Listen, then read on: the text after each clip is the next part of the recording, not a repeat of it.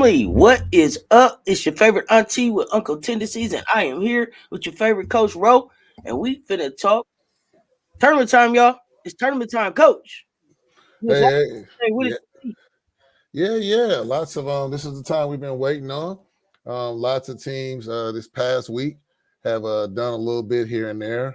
Couple of interesting games, interesting matchups. So I think there's a few more interesting matchups to come before we get into these tournaments. So the tournaments are going to be good. I see. Just recently, Colorado took their frustration out on Oregon. beat beat them by 49. But Mhm. it's couple of teams to kind of look at. Utah pulled one out by 11 over Arizona State. So just trying to see.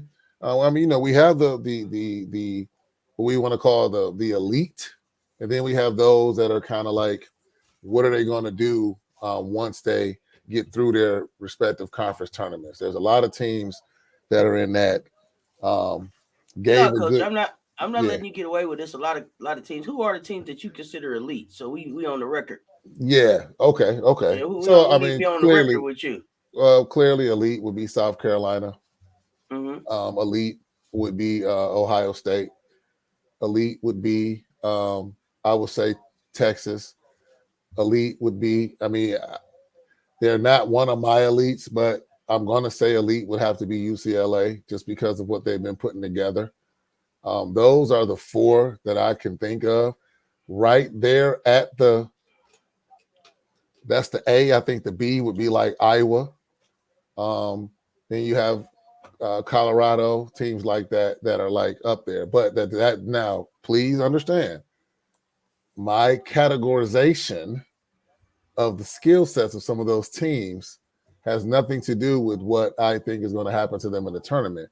Just for mere purposes of talking about the um, the elite at this time, that's what I'm speaking of. So now I know some people are thinking, well, why didn't you mention Stanford? Um, No, first of all, we're thinking, why didn't you mention LSU? But tell us why you didn't mention no, Stanford. well, I mean, it's well, okay. You know what? I assumed that everybody knows that LSU was elite from my seat. Um, so Stanford, I don't know. Stanford is one of those teams. I don't know. Stanford is kind of difficult for me to figure out. They're 26-4, but I don't know. They're up 2 spots from last rankings. So okay, all right. Stanford's elite. Stanford's elite. I was Did elite. any did anything yesterday really surprise you? Wake Forest beating Virginia kind of surprised me. I didn't expect that. But Mhm. a game could have went any kind of way. Uh, I, I think Arizona State giving Utah a closer game kind of surprised me mm-hmm. a little bit. Um, I would expect Utah right now to be in tournament mode and kind of like, even if it's a moral victory boost, whatever you want to call it, I would have thought that they would have really like stepped up and really did something. That surprised me. Um, I mean, I guess equally surprising, although I would expect Colorado to win, but to beat a team by 49 points, that's a lot.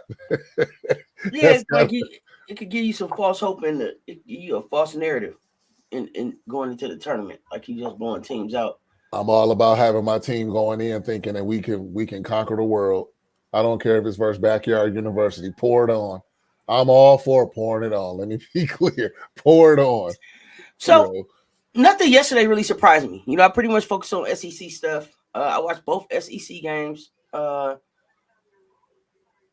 thing that trips me out all the time is how teams look so much different when they're not playing South Carolina. I think that was the thing that I learned Mm, yesterday.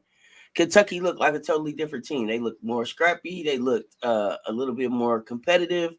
They looked a lot more like a team than they did when they played against SC. And so something's scratching me. Uh So when I looked at them yesterday, it was like, oh wow, okay, they might be a better team than I thought, but is that just because of who they were playing? So I'm looking forward to really seeing Kentucky and Tennessee get down today, because I think that Tennessee coming in there, Rakia Jackson should be able to lead Tennessee in there and take care of business against Kentucky. So I'm interested to see how they're going to look against each other. Tennessee has beat Kentucky the last 2 times. They got them with a revenge game last year in the SEC, and then they got them this season. So, Rakia Jackson, to me, when I think about talent, I probably would pick her to just bring the team in and lead them past Kentucky anyway, just because of her. I feel like she should be able to just do that herself. But if anybody shows up to help her, that would be a good thing. That's what I was thinking. But isn't Then that I saw, weird? but then I saw the guard play by Kentucky yesterday, right? So you had Maddie Shear out, right? And I don't know. I think it was concussion protocol or something like that. So she didn't play, which had Kentucky a little concerned. But you had Brooklyn Miles step up. Okay, Brooklyn gave you 11, 5, and 5. Okay, then Anaya Russell. She had her way. She had her way against Georgia yesterday. She had 19, 4, and 3. And then Petty had gave them 11, 14, and 1. All of those numbers look really, really good. They shouldn't be able to me, though, based on how Tennessee played against South Carolina and the team that I saw Tennessee put on the floor against South Carolina 2 times this year, says to me, these young ladies shouldn't be able to get those type of numbers against Tennessee. But again, is it going to be this thing where I'm going to see teams look different against each other versus how they look against South Carolina? What do you think about that, Coach? Any opinion there? I think you're spot on as far as you're going to see teams look totally different on both ends of the spectrum. I've seen guard play elevate when people play against South Carolina, whether they're forcing it or whatever they're trying to do. They have more energy and they're trying to really play at South Carolina's speed. Are they successful? Obviously not. South Carolina's undefeated. But yes, you see different types of schemes and energy towards South Carolina. Yeah, I think you're spot on, and reality sets in. I would love to see an analysis of those teams in the first quarter and a half of a game, as opposed to the other half of the game. The other thing that's going to be really cool is we can find out who's in shape. We're going to find out who's in shape, right? Exactly. Now you playing night after night, back to back days. So we're going to find out who's in shape. I think that's going to be in South Carolina's favor. But we don't normally talk about the Horizon League, right? But with Detroit Mercy playing today against Fort Wayne this evening, I wanted to know if you had an opinion about that game, just in general. I don't know a lot about Mercy this year. Okay. And that's very disappointing. And I have to do better at that. Matter of fact, we're telling you now, we're calling our shot. Join the conversation. We will probably go and just get to a live event up there when their season gets going, for the next season, whatever the case may be. I don't know a lot about them. I can't even really speak on them like that. The Horizon League, and they're playing Fort Wayne. No idea. Not a clue. But I did want to mention something else, though. Yeah. Guess who's on the AP side? Number 25 on the AP. Who you talking about? Princeton, Fairfield? Who is it? Fairfield. Yeah, I knew it was gonna be one of them. You're not scared of none of them, Coach. No, not at all. Look, Princeton in the coaches poll is 25. But here's something interesting. These are the man teams we were talking about. Teams that receive votes. You got West Virginia, Ole Miss. I'm just talking about the notable ones. North Carolina. Okay. Duke. Okay. And Iowa State. So these are the teams that could end up being your 10, 11s, something like that, seeds that we're not really talking about. I think you brought up West Virginia early in the season, and they were quite disappointing. Oh, also, I forgot my beloved Michigan State is right there too on both as far as receiving votes. They received 12 votes for the AP poll and 4 votes for the coaches poll. So it's just those are the types of teams I'm talking about that I'm very interested to see what they're going to do. One, in their conference tournaments. These are the teams that I just mentioned that are going to go 200%. Now, am I saying that the other elite teams, and thank you for correcting me and assuming that the audience knew that LSU is elite, in my opinion. Will they slow down? No, I don't think the elite teams are going to slow down, but I do think there's a little bit of cruise control. I think that South Carolina's motivated with going undefeated, which any coach would be. You know, they want to run the full gambit, go undefeated all the way. But when you see teams like O State, USC, even Iowa, well, no, not Iowa. I think Iowa is one of the elite teams that I think are going to go 100% because, as I mentioned before, I think that they know that on any given day in that madness tournament, they could get sent home. So, well, I mean, that's gonna be the dilemma for everybody. I think more so for Iowa. No disrespect, but I'm just saying. When I say that, I mean it's a win or go home situation for everybody now, right? Everybody is in that you got to win or it's over. That's what time of year it is. Cess, check this out. Yeah. Scenario. So let's say we got South Carolina, Iowa, Ohio State, and Texas, and the Final Four. Okay. We got Iowa versus, let's hypothetically, Texas. Who are you favoring in that game? Probably the physicality of Texas, but I'm not an Iowa fan. But I don't we're still fair. I don't make no calls about you. You asked me who I would favor. So right. It would be Texas. And I feel the same way, and I guess that's what I'm saying. Be Texas. I don't want to. I don't. Sorry, RC, if you watch. I don't want our audience to think. But this is the thing. I don't want our audience to ever think that we're biased towards anybody because we're not. Now we may joke and kind of have a little banter back and forth about some of our favorite teams, like with me saying LSU because I like Angel Reese. But at the same time, we're realistic, and right now, I just don't see that there's the elite, and I just don't see that elite in that scenario for Iowa. Just my thoughts. But getting back to some of these teams, those teams that I mentioned, then you have teams that are interesting to me, like Creighton. Creighton's sitting at 21 in the AP poll. There's nothing interesting about Creighton. Well, I think there's nothing interesting about Creighton. It is. What is it? What? Tell me what's interesting. What's going to be interesting is they've been on a little bit of a. They're up 2 spots on both polls. Actually, interestingly, nobody's talking about them. Good. Nobody thinks they're going to do anything, Coach. Up 2 spots to what? Well, they're 18 in the. Man, listen. I don't. Coach, I can't see after the top 10. I don't know what's down there. No disrespect, but it's a lot to keep up with. If you ain't in the 10, unless you somebody that I just been keeping up with, I'm not. I don't see you. So what's okay? I'm man. Look. I can't see you past 10. You can't. Yeah. Okay, I'm glad you said that. So okay, so what's your reaction to in both polls? Vitek at 11, Indiana at 12. I'm fine with that. Okay, what about Notre Dame at 14 in both polls? It's unfortunate. I can't see a reason why they're at 14. I can't see a reason why they're at 14, but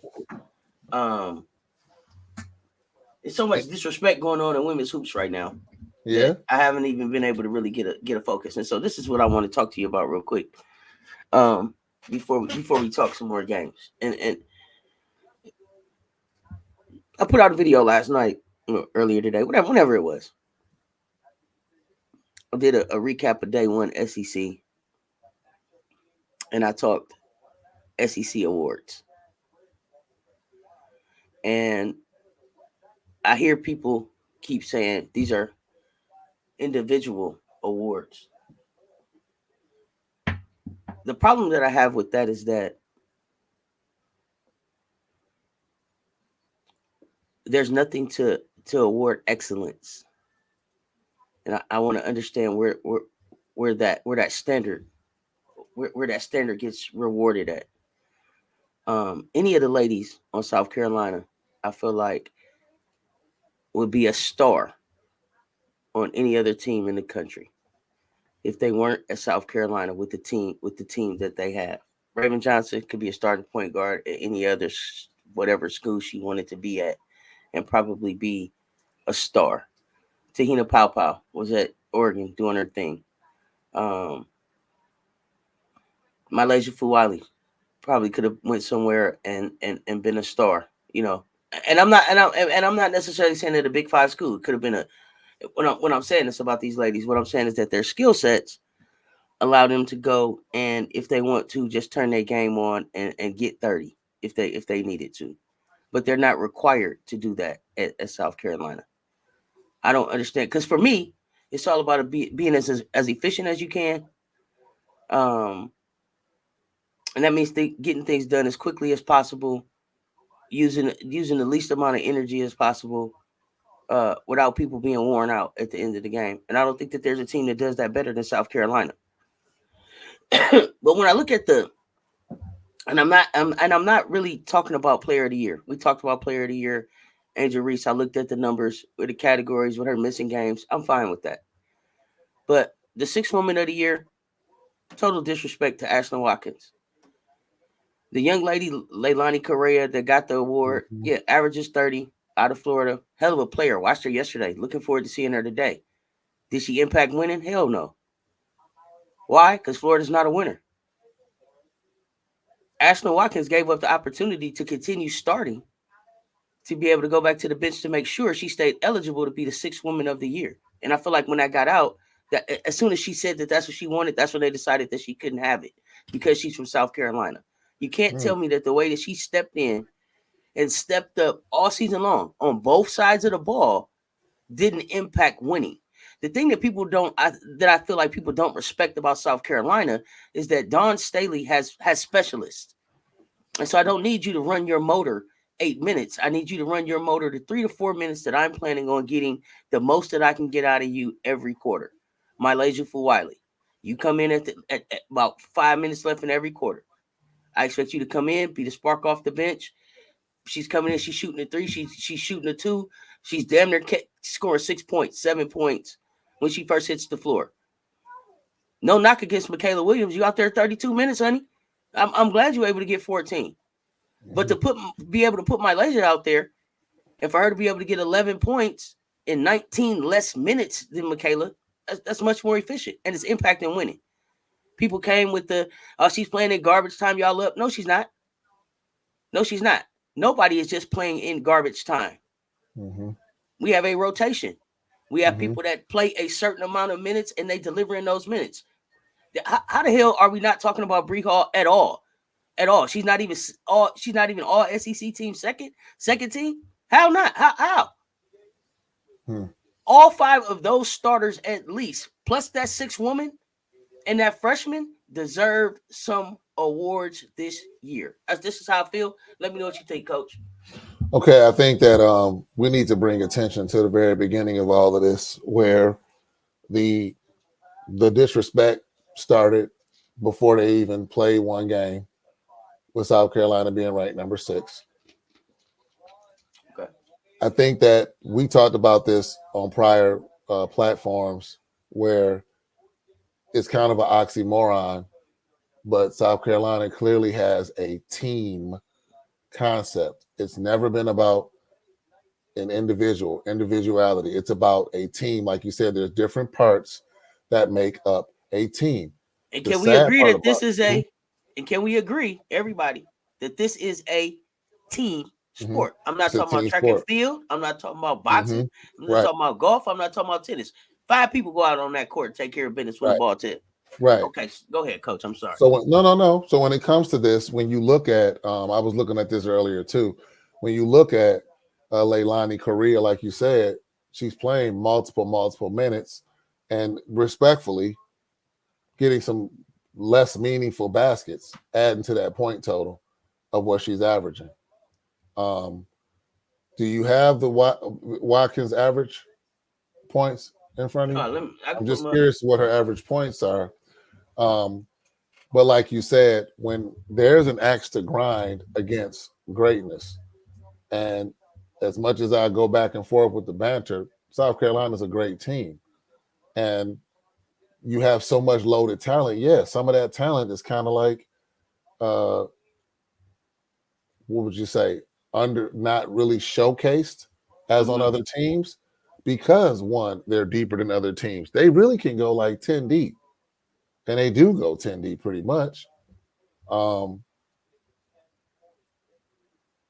I don't know. I think this whole process is just about the whole and um, like some of these awards out. I mean, I think about it. You put Dawn Staley as coach of the year, but then you're not rewarding the players that she put in the position to be successful. It doesn't match up. How could Dawn Staley get coach of the year, which I think she's more than deserving of as far as like SEC, but not have a player like you mentioned being sixth woman of the year or more than Cardoso on the first team All ACC? That was a surprise to me that only Cardoso made it on first team All SEC. That was very interesting to me. Um, and again, I mean, I was happy to see Morrow and Angel Reese, but I mean, yeah, it was there was some room for one more SC player to make first team All SEC. Um, you got it. About that, so had a glitch there. Let's go. Yeah.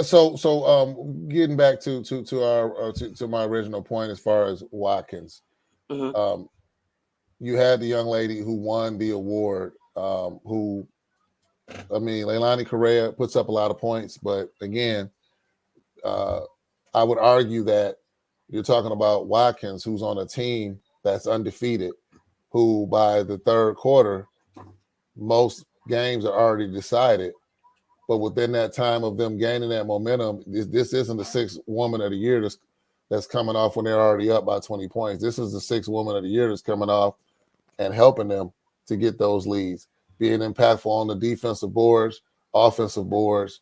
Um, I want to find the average of her points, but she's very impactful. Like without Watkins, I would argue that South Carolina's not finishing off opponents within the first 2.5 quarters of a game because of what she's bringing off the bench. And pretty much in the clutch situations, kind of playing starters minutes. Is that what we're talking about here? Are we talking about maybe Watkins was kind of iced out because she does play a larger role than sixth woman of the year? Because technically she's sixth woman, she's the sixth woman off the bench, but she's kind of playing starters minutes. I mean, is that what we're talking about here? Um, but I do think that there should be an analysis of this is almost similar to the MVP in any other sport. You look at the value. If you took this person away from the team, where would they be? And in this case, I mean, of course, South Carolina would be in a pretty good position, but um, they don't have a whole lot of bigs on that team that are as aggressive and impactful as Watkins. So I just think that, um, You know what? I guess the other thing that's really bothering me is that um, we're only talking about within our conference. yeah, We're only talking about within our conference, and so when I think about our conference, the SEC, I don't know, but we're probably only gonna have what, two teams that'll go to the tourney. mm-hmm, Pac-12 is taking what? They're gonna take about six teams, four yeah, to six. You think? yeah, So these teams, these teams that got these awards, nobody's even thinking about them as even being factors in March, and that's not a knock on them because I know we play in March because anybody can win it. Cinderellas get hot, all of that, but really, coach? Really? You know what I mean? Like, not even in yeah, our own conference. yeah, yeah, So for me, the all SEC team and all of that first team, second team should have been filled up with Gamecocks, and then you see you fill it up with Gamecocks because they the winners and they the standard and they've been the ones all season, and then you see who's the best of the rest for me, mm, and it seemed like it kind of got flipped around. But the thing I guess that I'm also having a problem with is this is one of the most undercovered number one teams I have ever seen. That's a When fact. you when UConn was number one, we knew everybody's name on their That's a team. fact. We knew That's a everybody's fact. name. We was Mm-hmm. talking about them all the time. When, when Mm-hmm. when Pat Summitt was doing her thing, it wasn't a lady Vol you didn't know. Mm-hmm. Kelly Jolly, Shamiqua Holesclaw. You can call these names off. Right. Now these ladies in this program has gone 97-3 in the last 3 years. I think put more players in the WNBA than any team in the last 3 years, than any program. I mean, in the last 3 years, and they're barely talked about. You cannot tell me that that's not by design. You can't tell me that that's not on purpose. Hmm. Here's what's interesting. Do you remember who won the sixth woman of the year last year? I do not, sir. It looks like it was. I want to say, was it Flau'jae? It looked like Cardoso. Oh, Cardoso. I'm sorry, because Flau'jae was freshman of the year. Now I let's think look at last that year. for a That's my bad. moment. Cardoso. Cardoso averaged almost 10 points, Mm-hmm. almost 9 rebounds, 1 assist, almost a steal, and 2 blocks. What's Watkins' line? Somewhere right around there. I dare not try to pull it back up because of the tech issues that it just caused. But Undefeated team. I want to say Ashton's at least averages somewhere between 9 and 11 points. So undefeated team. Absolutely. Similar line. Undefeated team on a team that lost all 5 starters. Yeah, what's changed? And that's kind of like the point I'm getting at. It's like, okay, if this is the case, has the criteria changed? Well, it's very selective, and that's the problem for me. Because I was like, okay, maybe I'm tripping. Let me go and see what are the criteria to be the 6th woman of the year, or to be the player of the year, or the freshman of the year. I didn't see any clear. Yeah, I was looking for that too. I didn't see it. They showed the player of the year. And I started to look at the WNBA 6th player of the year just to kind of look, but I don't think that's really fair because it's a longer So, duration okay, of games. Ashlyn is averaging 10, 7, and 1 assist. Okay, so that's a very, very, very, very close. About 2.5 blocks and 1 steal. And she's shooting 58 from the floor. Almost 60 from the floor. On a She's team, it's undefeated. right? That's undefeated. That's what I said. And it's not a knock on Correa, because for how many games they won this year, I don't want to disrespect them, but they didn't win all of them. I'm not sure, but here's the one that sticks out. Now, this is what it is. What is it? Oh, you found the 29 criteria? games played. Uh-huh. She averages 10 points, right? You're right. 10.7 rebounds, 1.2 assists, 1.2 steals, 2.4 blocks in 20 minutes. I keep telling you, efficiency. I thought the In success 20 minutes? I thought success loves speed, coach.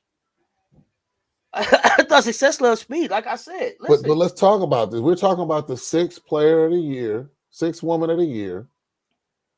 I look at efficiency, contribution, and like you said, you have to talk about where's the team. Why is it that the team accounts in every award, it seems, but certain awards like these? Well, it's like this. I don't. Nikola Jokic was the MVP last year, right? In Right. in the NBA, and they won the Right. championship. On championship. Okay. For the most part,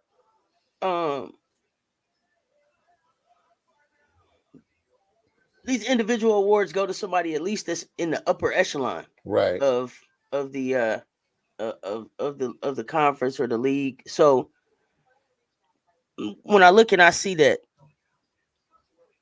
Aspen Watkins didn't get the 6th person award with 20 minutes of work, it's almost like, what is it that what is it? What are we awarding? Mm-hmm. What are we awarding? Like, I came here and in 20 minutes I gave y'all that work, and we set this thing down.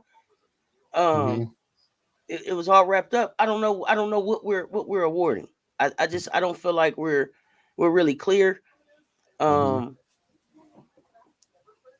And then you say you give Dawn the coach of the year. She's the coach of the year of an undefeated team, but she doesn't have a player of the year. She doesn't have a freshman of the year. She doesn't have the sixth woman of the year. None of those people are on her team. How? And let's look at. I mean, I hate to do this, but let's look at the position. You're talking about a guard versus a power forward / center. The ball is going to be in your hands way more as a what we would call a facilitator, a guard position, as opposed to a front court player. But yet you're still finding a way to score 10 points in 20 minutes on an elite team. And not only that, D'ing up some of the best talent that's up That's there. yeah. We She had didn't to, even. she had to play on both sides of the ball against Rakia Jackson. Mm-hmm. And Rakia gave us 30 this last game. She gave us like 29 this last game. This and again, no disrespect for any Gator fans. This young lady, Leilani, we're talking about. Listen, I watched her. She I averages watched her. almost 30 minutes a game now. Listen, I watched her yesterday. She gets that work in, and from what I understand, it was almost like a decision to put her on the bench. She was starting, but they moved her to the bench to help the second team. But it didn't help though. Believe. They're not winning. They won some more than normal, I guess. That's what I'm saying. Like, what are we talking about? What are we talking about? Yeah. There's no way if I tell you, listen, I can get you 11 and 10. Mm-hmm. That you'll say, no, you know what? I want to see if you can give me 14 and 30. Why?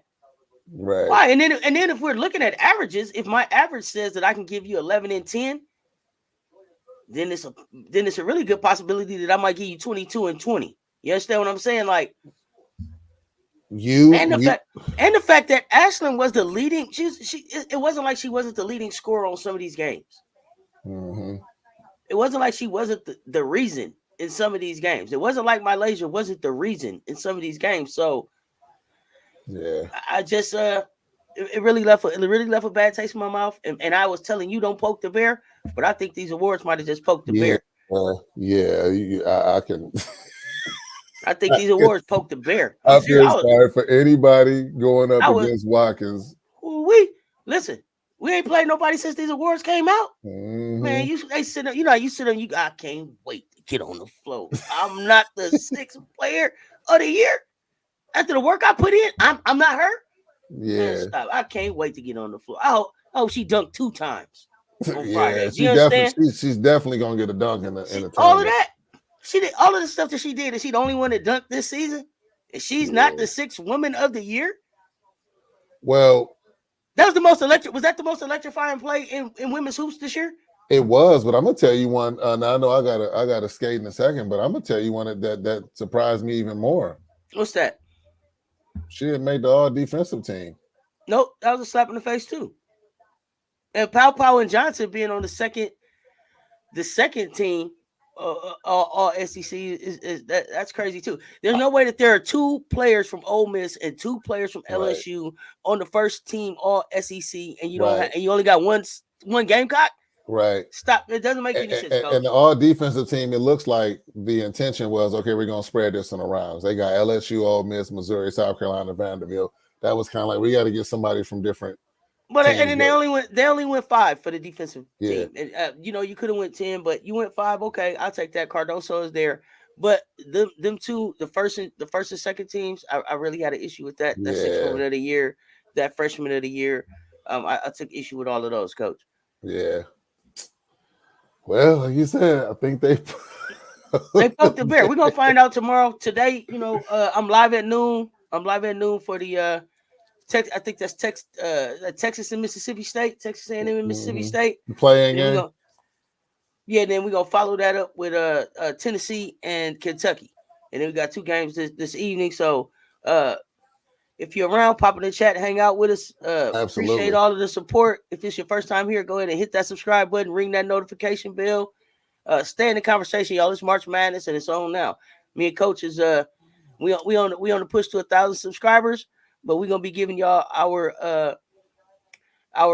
real time and real life feelings about these here games as they going on. Looking forward to it. Got a good 8-9 matchup in the Big Ten today. Maryland is gonna play against Illinois, so I'm gonna be watching that just because 8-9 can be it can always be a little testy game. So looking Nasty. forward to that one. We're gonna let Coach get out of here. It's your favorite IT with Uncle Tennessee saying until next time, stay tuned. Talk soon. We out. Holla.